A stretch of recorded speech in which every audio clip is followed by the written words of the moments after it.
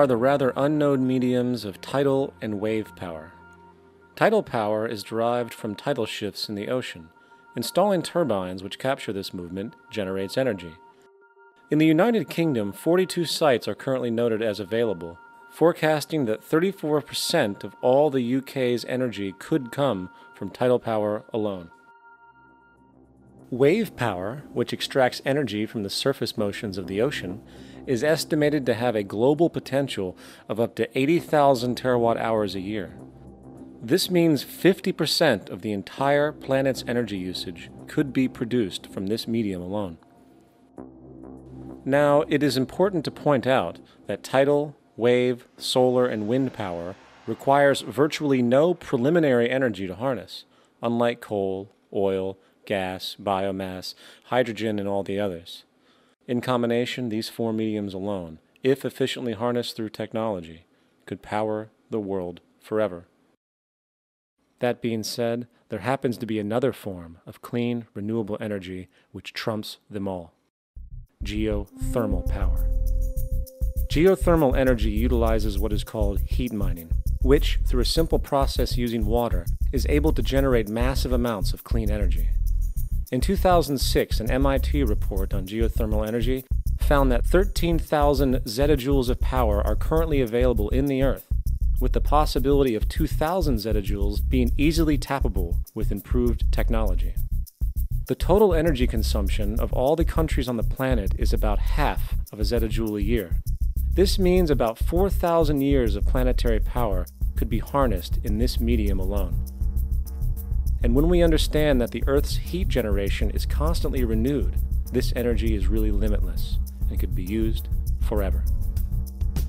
These energy sources are only a few of the clean, renewable mediums available, and as time goes on, we will find more.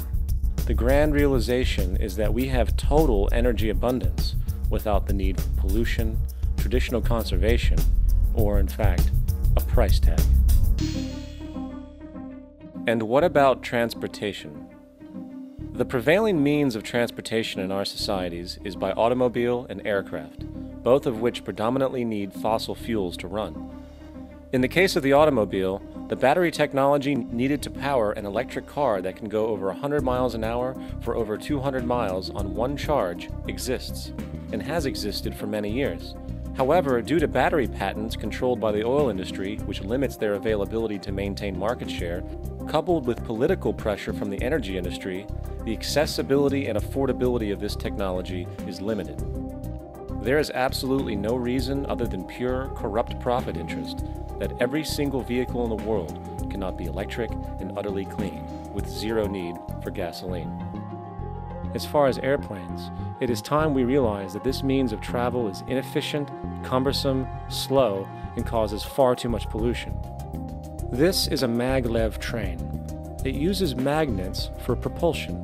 It is fully suspended by a magnetic field and requires less than 2% of the energy used for plane travel. The train has no wheels, so nothing can wear out. The current maximum speed of versions of this technology, as used in Japan, is 361 miles per hour. However, this version of the technology is very dated. An organization called ET3, which has connections with the Venus Project, has established a tube-based maglev that can travel up to 4,000 miles per hour in a motionless, frictionless tube, which can go over land or underwater. Imagine going from LA to New York for an extended lunch break, or from Washington, D.C. to Beijing, China in 2 hours. This is the future of continental and intercontinental travel: fast, clean, with only a fraction of the energy usage we use today for the same means. In fact, between maglev technology, advanced battery storage, and geothermal energy, there would be no reason to ever burn fossil fuels again. And we can do this now if we were not held back by the paralyzing profit structure. Now, America is inclined toward fascism. It has a propensity, by its dominant philosophy and religion, to uphold the fascist point of view. American industry is essentially a fascist institution. If you don't understand that, the minute you punch that time clock, you walk into a dictatorship. We're given notions about the respectability of work, and I really look at it as being paid slavery. They're brought up to believe that you shall earn your living by the sweat of your brow. That holds people back, freeing people from drudgery, repetitive jobs which make them ignorant. You rob them. In our society, that is a resource-based economy, machines free people. You see, we can't imagine that because we've never known that kind of world. If we look back at history, we see a very clear pattern of machine automation slowly replacing human labor. From the disappearance of the elevator man to the near full automation of an automobile production plant, the fact is, as technology grows, the need for humans in the workforce will continually be diminished. This creates a serious clash, which proves the falseness of the monetary-based labor system. For human employment is in direct competition with technological development.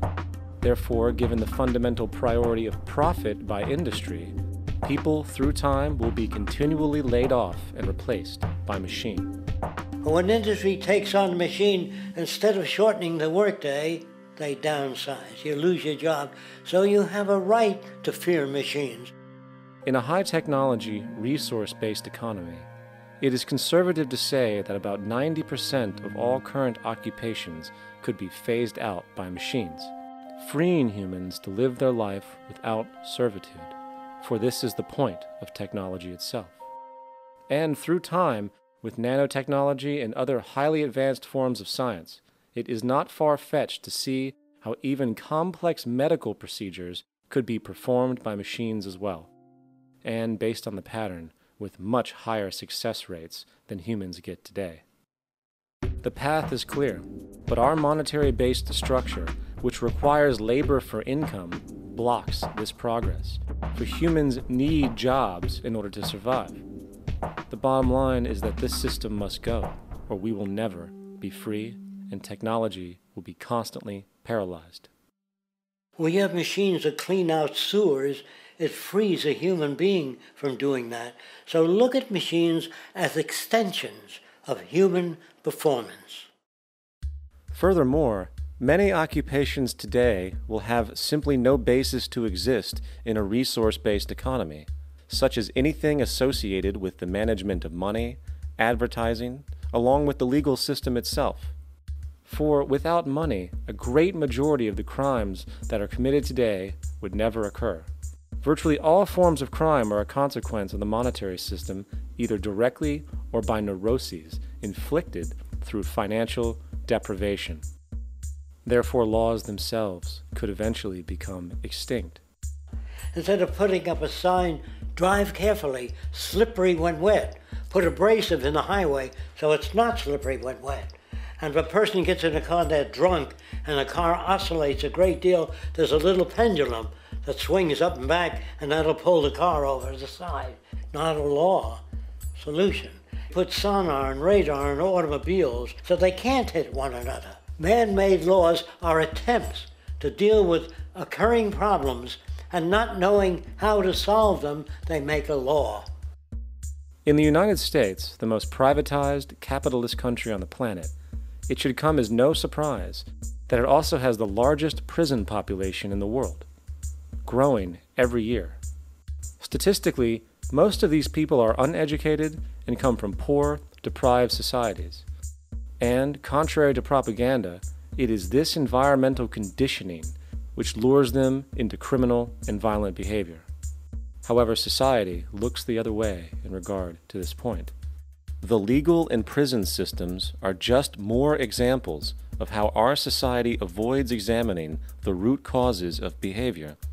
Billions are spent each year on prisons and police, while only a fraction is spent on programs for poverty, which is one of the most fundamental variables responsible for crime to begin with. And as long as we have an economic system which prefers